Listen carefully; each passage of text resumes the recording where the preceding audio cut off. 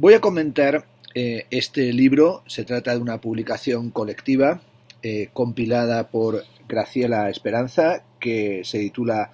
Futuro Presente, Perspectivas desde el arte y la política sobre la crisis ecológica y el mundo digital, editado por Siglo XXI y por la Universidad Torcuato Di Tella.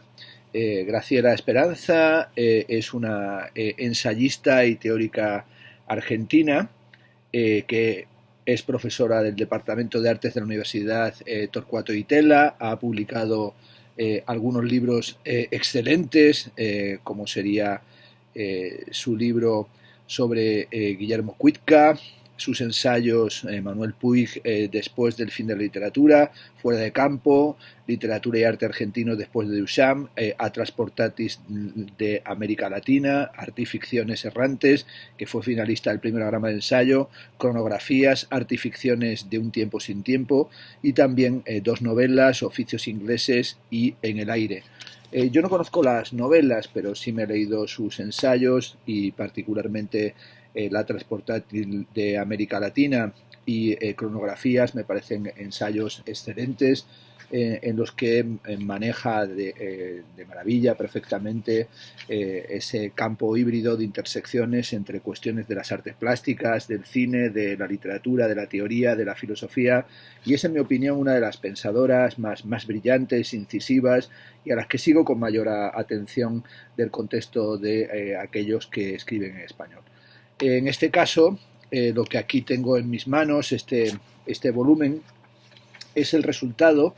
de, según se cuenta, unas jornadas, en concreto las segundas jornadas de arte y estética, que se celebraron en julio del 2018 en el Departamento de Arte de la Universidad Torcuato Di Tella, en Buenos Aires, y ese simposio, esas jornadas se titularon Inminencias, el arte frente a la crisis ecológica y la duplicación digital del mundo. Según cuenta, estaba planificado este 2017 por Graciela Esperanza y Inés Kastenstein, y se trató de un simposio internacional en que trataron dos cuestiones fundamentales, que son las que organizan el libro, que serían el debate en torno al antropoceno o el capitaloceno, y también cómo ha cambiado la cultura y el arte, cómo ha cambiado la sociedad con la cuestión de los mundos digitales o de las redes de la computación de la cibernética. Bueno, eso organiza, como digo, las dos partes del libro. En la primera se establecen una serie de textos, se publica una serie de textos sobre el antropoceno, y en la segunda se titula directamente Mundos digitales. Voy a comentar principalmente los textos de esa segunda parte porque sinceramente me parecen, o tengo la impresión, por lo menos para mí, son bastante más interesantes. Arranca el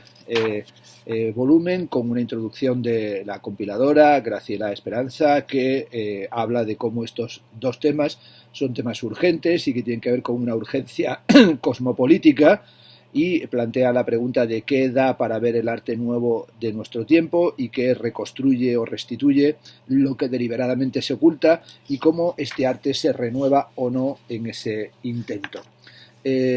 Habla sobre cómo nos encontramos en una crisis, pero también en una inminencia, en algo que se está transformando de forma sustancial, y para ello recurre, para aclarar esta cuestión de la inminencia, recurre a una famosísima y magnífica cita de Borges, que en La muralla y los libros dice lo siguiente: perdón, la música, los estados de la felicidad, las mitologías, las caras trabajadas por el tiempo, ciertos crepúsculos y ciertos lugares quieren decirnos algo, o algo dijeron que no hubiéramos debido perder, o están por decir algo. Esta inminencia de una revelación que no se produce es quizá el hecho estético. Esta frase yo la he citado y repetido en muchas ocasiones, la idea de que el arte es la inminencia de una revelación que no se produce, o eso es el hecho estético. Bueno, sobre esta cuestión de algo que está a punto de suceder, pues toma el ejemplo de una obra de Pierre Huguet que se llama Entitled Human Mask, Máscara Humana, que se trata de una película del año 2014 que se proyectó en estas jornadas del 2018 del Di Tella, en la que aparece un simio con una máscara humana, pero sobre todo una obra que tendría para Graciela Esperanza la cualidad de hacernos pensar sobre el antropoceno, que señala el poder del hombre, pero también nuestra impotencia y nuestra capacidad destructiva. Junto a esta cuestión del antropoceno, como decimos, la otra cuestión que organiza las conferencias y los textos publicados en este volumen es la mutación digital y cómo se ha transformado la cultura y la vida cotidiana a partir de la red, que nació con Tim Berners-Lee en el año 1989 y se inauguró lo que llama Jeremy Rifkin la era del acceso, y eso alentó pues una especie de esperanza utópica o transformadora o de un gran cambio, de una gran revolución, pero también esa esperanza emancipatoria que se asociaba con el ciberespacio en el año 1989 esa ilusión es algo que se desvaneció muy pronto. Internet nos recuerda en la página 14, Eric Schmidt, el presidente ejecutivo de Google, dijo: Internet va a desaparecer. No querría con esto decir que iban a desaparecer las redes, sino que en realidad muy pronto la red sería tan ubicua que ni siquiera nos daríamos cuenta de que existe, ni siquiera la veríamos. Bueno, lo que le interesa a Graciela Esperanza cuando genera estas jornadas y también este volumen es pensar si el arte ha sido capaz de reintroducir la singularidad en la experiencia cultural y cómo desconecta el deseo de los imperativos de consumo y sobre todo cuál es su particular caja de resonancia, por emplear la noción de Isabel Stenkas. La primera parte, como digo, está dedicada al antropoceno. Ahí se publica un ensayo de Maristela Svampa titulado Antropoceno, perspectivas críticas y alternativas desde el sur global, que comienza hablando de las visiones colapsistas y particularmente del libro de Jared Diamond, Colapso, que habla de los colapsos desde los vikingos de Groenlandia y las ciudades mayas de América Central hasta el gran Zimbabue de África, pero sobre todo la cuestión de cómo el suicidio ecológico deviene crucial en nuestra época con la desforestación, la erosión del suelo, la mala gestión del agua, etcétera, etcétera, y cómo nos encontramos en un momento también de quiebra del capitalismo global. Y este colapso civilizatorio tiene que ver con esa situación en la que los que habitaban el planeta fueron incapaces de revertir el proceso, y nosotros nos encontramos también prácticamente en esa situación. Lo que le interesa en este ensayo plantear es cómo capitalismo y complejidad van de la mano y vivimos en sociedades energívoras, petrodependientes, y somos esclavos energéticos, y estamos como abocados, como dice en un ensayo Fernández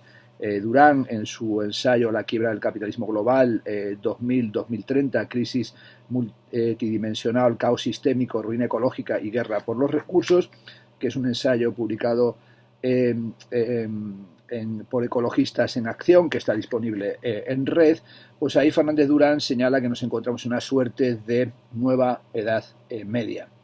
La dimensión de la crisis y del antropoceno es algo que se analiza en este texto, recordando, bueno, como en tantas ocasiones, el origen del término, que viene del griego anthropos y de kainos,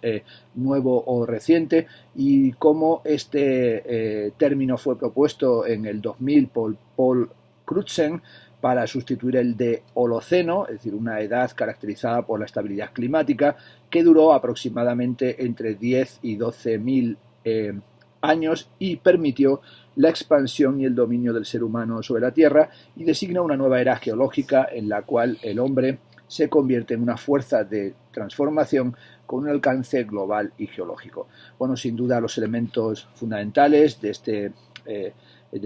cambio son, en primer lugar, el cambio climático. El segundo factor de alarma se refiere a la pérdida de biodiversidad, a la destrucción del tejido de la vida y de los ecosistemas, a una pérdida acelerada indudablemente por el primer factor, por el del cambio climático, y también sabemos cómo ese antropoceno es una bisagra que separa lo que viene,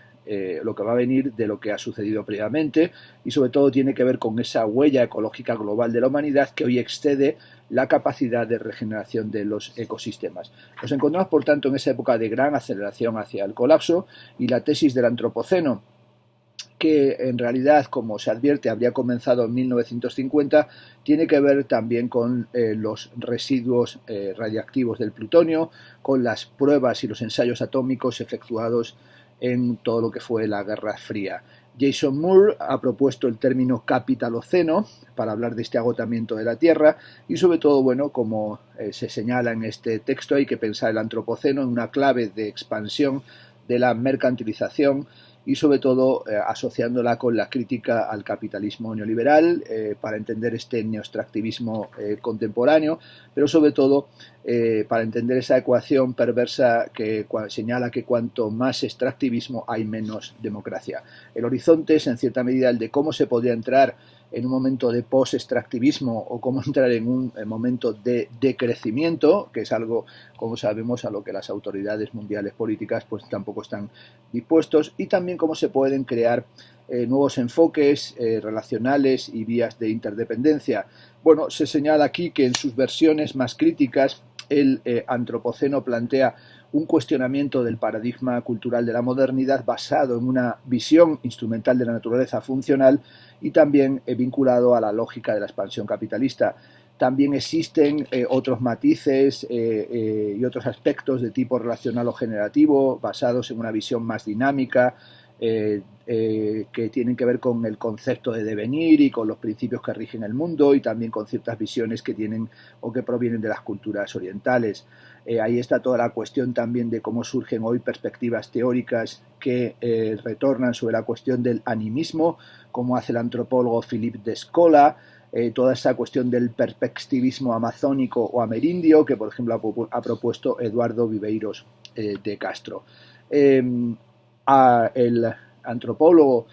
Arturo Escobar ha subrayado que la humanidad en el fondo es el fondo universal del cosmos y que todo es humano, y eso tiene que ver también con lo que se llaman las ontologías relacionales y con la universalización de la ética del cuidado, que abre tal vez un proceso de liberación mayor que no solo es feminista, sino que afecta a toda la humanidad. Y en este ensayo se subraya la importancia que tienen las perspectivas desde América Latina para comprender la dinámica del antropoceno como un paradigma hipercrítico que exige repensar la crisis desde un punto de vista sistémico.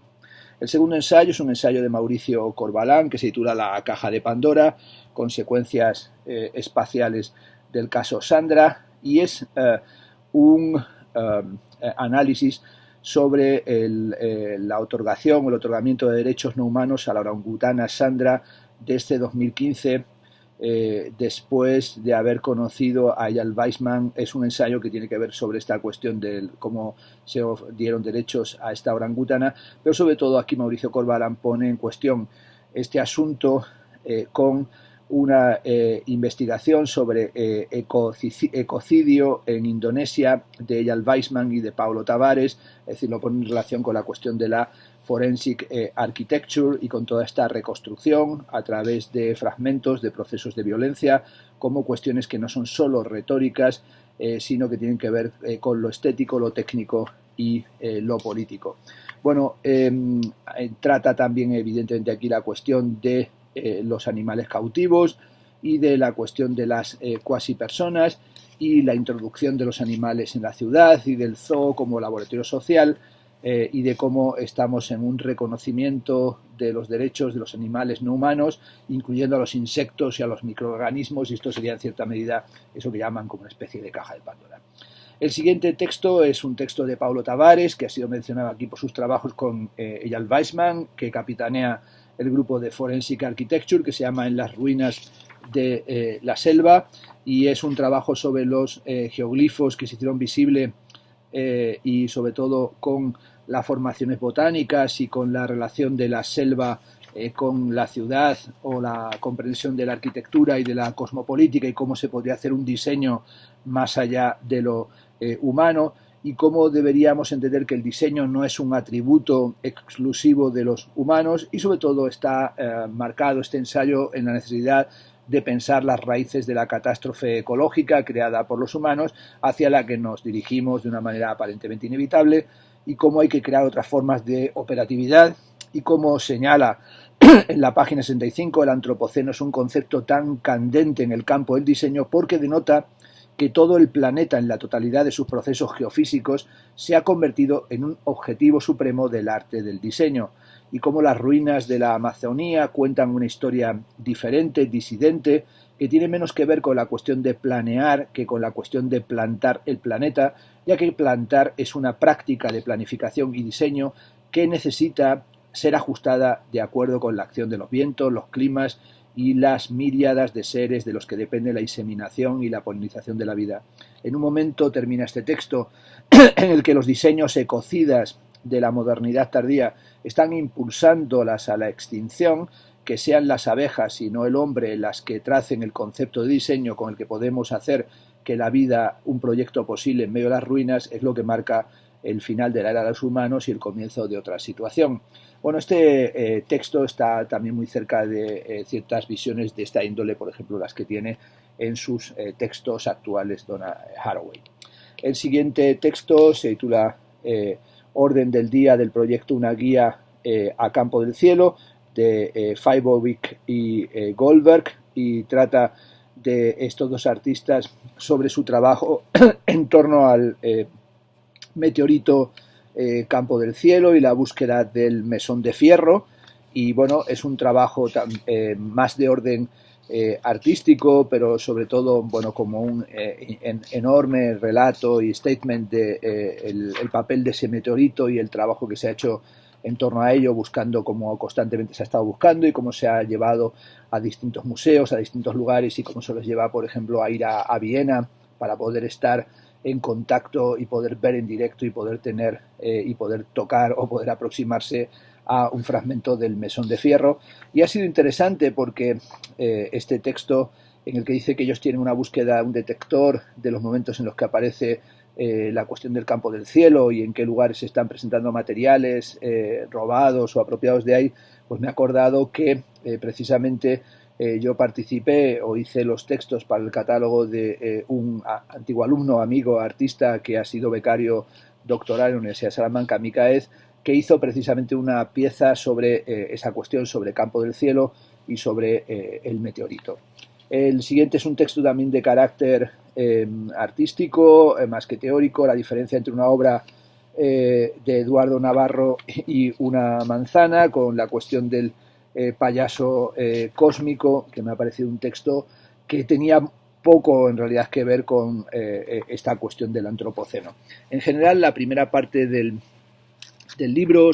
habiendo algunas cuestiones interesantes, tendría que decir que me parece muy contrapesada con la segunda, o que tiene menos intensidad teórica que la segunda. Se dicen cosas, en mi opinión, bastante genéricas o ya muy conocidas o articuladas sobre el antropoceno o el capitaloceno, o sobre las nuevas ontologías o sobre las perspectivas amerindias en la línea de Eduardo Viveros Castro, pero resulta ahí muy difícil encontrar lo que el libro propone, que son las perspectivas desde el arte y la política sobre la crisis mundial ecológica. Sí se habla de la crisis ecológica, como digo, de una forma un tanto desdibujada o extremadamente tópica, pero no se establece el vínculo con cómo está cambiando las dimensiones culturales y las dimensiones artísticas, y creo que los especialistas que intervinieron en esta sección de las jornadas, por lo menos lo que aquí se recogen los textos, hablaron de sus cuestiones y de su especialidad, pero no hicieron ese vínculo con qué asuntos son los que se están generando en el campo de las artes. Bastaría, por ejemplo, recordar algunos trabajos que está realizando una comisaria de exposiciones muy interesada por este asunto, como es Blanca de la Torre, que ha hecho una reflexión sobre esta cuestión, por ejemplo, en un excelente texto que publicó en Campo de Relámpagos sobre la última Bienal de Venecia, para que nos demos cuenta que lo que aquí se recoge, lo que aquí se plantea, está muy lejos de lo que Blanca ha realizado, que es una investigación mucho más exhaustiva y poniendo el foco tanto en la cuestión de la crisis, el colapso del antropoceno, cuanto en el modo en el que desde la cultura y desde las artes se está reflexionando sobre esa cuestión. La segunda parte del libro, como digo, sí me ha parecido muchísimo más interesante. El primero es un artículo de Margarita Martínez, que se titula El derrame de lo subjetivo y la construcción de un real asistido, que, bueno, en el que toma cuestiones del libro de Eric Sadin, La humanidad aumentada, en el que retoma también cuestiones de McLuhan o sobre todo la cuestión de Paula Sibilia, de la extimidad como aquello que toma esta noción lacaniana Paula Sibilia para hablar de cómo en las redes la intimidad se hace constantemente pública y se cae en una suerte de obscenidad, el papel de los selfies y de la nueva familiaridad y el monitoreo de nuestras formas de vida y nuestros comportamientos. También retoma las reflexiones de la tecnoestética de Simondon, cuando señalaba Simondon que la estética no es única ni primeramente la sensación del consumidor de la obra de arte como producto de una tecné, sino el haz sensorial más o menos rico del artista mismo en contacto con la materia y en contacto con lo que manipula. Y bueno, y sobre todo cómo nos encontramos hoy en esta nueva geografía del espectáculo, por utilizar la conocida noción de Guy Debord, que tiene que ver con la crisis del sujeto moderno.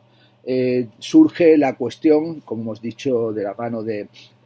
Sibilia y también en este artículo así se recoge, de cuál es esa extimidad de hoy, de ese nuevo narcisismo que tiene que ver con la cultura del yo y de la experiencia, y cómo Eric Sadan dice que lo que determina y lo que denominamos realidad aumentada no remite solo a los estratos informacionales que se superponen con nuestra aprehensión inmediata de las cosas, sino que confirma sensiblemente nuestra condición híbrida. El siguiente texto publicado en el libro es precisamente del pensador francés Eric Sadan, del que hay publicados este libro de la humanidad aumentada y también su libro sobre la siliconización del mundo en la editorial argentina Caja Negra, y su texto aquí se titula La inteligencia artificial, el poder de la enunciación de la verdad. Es un texto evidentemente vinculado a sus libros anteriores, pero sobre todo lo que le interesa es pensar la inteligencia artificial y las tecnologías digitales y cómo cambia el estatuto de la verdad, y sobre todo cómo la misión de la informática continúa siendo la de la clasificación, el almacenamiento, la indexación, y desde hace ya una decena de años está dotada también de otro cometido, que es el de realizar una interpretación automatizada de las situaciones. Lo que le interesa a Eric Sadan es pensar por qué la técnica toma este giro interpretativo y cómo hay una era antropomórfica y de la técnica, y bueno, y esto lo marca en distintos aspectos. En primer lugar, se trata de querer dotar a las tecnologías digitales de capacidades cognitivas y cerebrales. En segundo lugar, es un antropomorfismo parcelario en el que no se trata de dotar a las técnicas de capacidad de interpretación globales de los fenómenos, sino de asignar a los sistemas capacidades de interpretación específicas que se suponen superiores a las nuestras. Y también, en tercer lugar, es un antropomorfismo que denomina Eric Sadan emprendedor, o sea que no se limita solo al hecho de estar dotado de capacidades interpretativas, sino que también lo está de la capacidad de emprender de modo autónomo algunas acciones. Esto es lo que tiene que ver con lo que llama una nueva forma de gestión sin defectos, como una especie de poder de experticia, y este devenir de las tecnologías computacionales tiene una dimensión que afecta a la verdad, lo que llama aquí una dimensión aleceica, en la acepción de aletheia en el sentido griego, es decir, en el sentido de que desvela la realidad de los fenómenos. Siempre se ha atribuido a la técnica antropomórfica, a la inteligencia artificial, una suerte de dimensión profética, y hemos entrado en el estadio de lo que llama tecnología o de un tecnólogos que tiene por función principal definir un nuevo estatuto de lo verdadero, en el que la tecnología computacional y la informática aparecería como un órgano de enunciación de la verdad. Ahí dice que subdividir esta cuestión en varios estadios. En primer lugar, hay un estadio de enunciación de la verdad que denomina estadio incitativo, que se podría llamar estadio sugestivo, que remite sobre todo a los individuos y depende sobre todo de los smartphones, que es algo que analizó también en el texto anterior Margarita Martínez. En segundo lugar, la segunda dimensión es la que denomina estadio imperativo, y ese estadio imperativo es el estado del machine learning, de las máquinas que aprenden, pero también de la forma en la que nos dominan. Y el tercer nivel es en lo que denomina estadio prescriptivo, y sobre todo es ese estadio que tiene que ver hoy con las prescripciones médicas, y sobre todo como, por ejemplo, IBM que creó el sistema Watson hace unos años, vendió en el 2005 todas sus actividades de computación a la empresa china Lenovo para posicionarse únicamente IBM en la concepción de sistema. El sistema llamado Watson es un sistema que en materia de medicina recolecta artículos científicos de información sobre focos de infección y sobre todo es un sistema para el diagnóstico automatizado. Bueno, esta cuestión del estadio prescriptivo tiene que ver con un nuevo estadio de la verdad que está asociado a la propia siliconización del mundo y que es eso que se llama constantemente también transición digital. Incluso, como sabemos, hay ministerios de la transición digital o de la transición tecnológica y tienen que ver con esa sensación de que hay un estadio inevitable de las cosas y que hay un desarrollo de sistemas que no se puede modificar. La idea, dice en la página 111, para el tecnoliberalismo es situarse como intermediario, incluso abandonar el campo médico del sistema Watson para analizar datos, comportamientos que pueden ser seguidos en tiempo real. La inteligencia artificial como capacidad interpretativa alerta para sugerir y establecer una relación directa en continuo y no se trata de una teoría del complot, sino de un hecho estructural. El tercer estadio es lo que califica como estadio coercitivo y sobre todo ahí aparece la tecnología como un agente autónomo proactivo que se convirtió en la figura cardinal de nuestra época y estamos en la iniciativa en cualquier nivel. Todos estos discursos lo que tapan es que no son otra cosa que una ideología, que es la ideología de la participación, y son modos de gestión presuntamente horizontales que tienen que ver con la ideología del emprendizaje, con la ideología del emprendedor y que tienen enormes apoyos y también generan su propia historia y su propia histeria. Estamos, señala Eric Sedin, en el estadio ultra coercitivo de la estupefacción. Estamos en esta época también de las fake news, que no es un asunto solo de la verdad, sino de la exactitud, entendiendo que exactitud y verdad no son lo mismo. Estamos en una época de emergencia de un nuevo régimen de la verdad, de un sistema basado en las evidencias, pero también en la multiplicidad aparente de las interpretaciones y también de una política organizada de forma agonista o, como decía Cristian Salmón, como pura cultura o tecnología retórica o post-retórica del enfrentamiento en una estimulación real o en una estimulación, artificial de lo real y sobre todo en una pugna constante en la que se lucha por las armas del lenguaje y estamos viviendo en un pleno conflicto de racionalidades. El artículo comienza subrayando o termina, subrayando la necesidad de una pluralidad humana y sobre todo que propone la generación de contradiscursos y así dice que hay que hacer resurgir las experticias y hay que hacer que en las fábricas, en los lugares del trabajo, en la medicina, en los bancos, en las compañías de seguro se recupere la experticia y se creen discursos contrarios y sobre todo se diga no quiero esto o nos neguemos a este despliegue de esta forma del totalitarismo informacional. El siguiente ensayo es un ensayo de Reinaldo Ladaga, del que se publicaron hace unos años excelentes textos como Estética de Laboratorio y Estética de la Emergencia en la editorial Adriana Hidalgo, y en este caso él quiere pensar el cosmopolitismo de la cultura digital como una esfera pública radicalmente expandida y sobre todo como nos encontramos en una época en la que, como decía Habermas, actuamos juntos, pero se marginaliza también la esfera pública y cómo se están haciendo fluir nuevas ideas de carácter viral y también como Internet aparece como un campo en el que se generan emociones viscerales y emociones combinadas y nos encontramos en una crisis verdaderamente global y en esa crisis verdaderamente global hay que intentar entender estos mundos digitales y lo hace aquí Reinaldo Ladaga a partir... Perdón. ¿Sí?